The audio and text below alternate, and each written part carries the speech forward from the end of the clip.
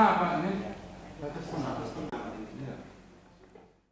ini kan sudah masuk jam 8, tidak lagi dengan apel pagi maupun apel siang.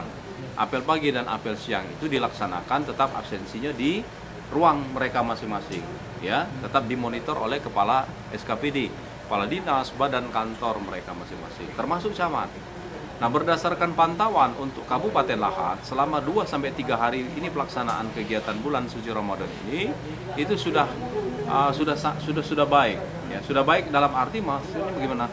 Tingkat kehadiran daripada PNS walaupun di bulan puasa ini tidak menurun, khusus untuk Kabupaten Lahat. Ya. Memang ada beberapa misalkan PS-nya yang tidak hadir, tetapi bisa ditoleransi karena mereka itu memang punya alasan sakit, ya, ada yang cuti, ada yang dinas luar. Tetapi tingkat kehadiran untuk Kabupaten Lahat ini kami rasa memang baik, ya. Kehadiran mereka itu rata-rata di atas 95%. Nah, 95% itu bukan berarti mereka itu bolos, tidak. 5% itu dikarenakan mereka tugas ya, dinas luar, cuti, sakit dan sebagainya. Ya, dari beberapa SKPD kita lihat. Sanksi yang ketika memang ada pejabat atau pegawai negeri sipil yang tidak mentaati surat edaran itu mana? Ya, tetap kita mengacu kepada aturan yang diatur di dalam ketentuan ASN, Aparatur Sipil Negara. Kalau dulu PNS namanya, kalau sekarang sebutannya Aparatur Sipil Negara. Di sana sudah diatur mengenai hak dan kewajiban bagi pada PNS dan larangan serta sanksi bagi PNS yang tidak melanggar aturan, misalkan tidak masuk kerja tanpa alasan, tetap dikenakan sanksi itu. Sanksi itu apa? Sanksi balik-balik kepada hukuman disiplin PNS.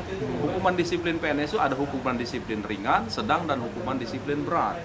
Hukuman disiplin yang paling ringan terhadap PNS yang tidak masuk kerja, bolos, itu kan dikenakan pertama teguran secara lisan oleh atasan yang bersangkutan. Yang kedua, teguran secara tertulis.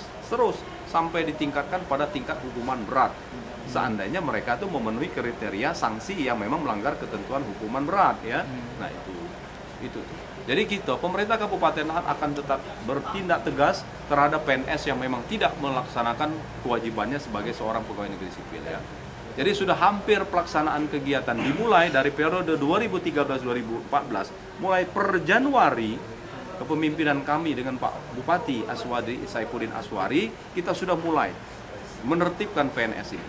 Dari mulai Januari saya sudah mulai turun ke lapangan, kontrol ke SKPD, ke kecamatan, ke kelurahan, bahkan sampai ke kantor-kantor desa pun kita turuni.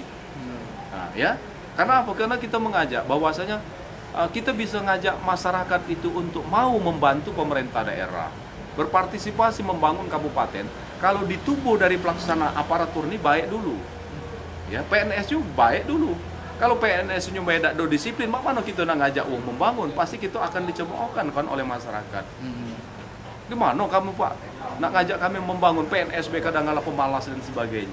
Nah, itu yang kita tumbuhkan dulu kepada PNS. Mari kita berbenah dulu di internal kita.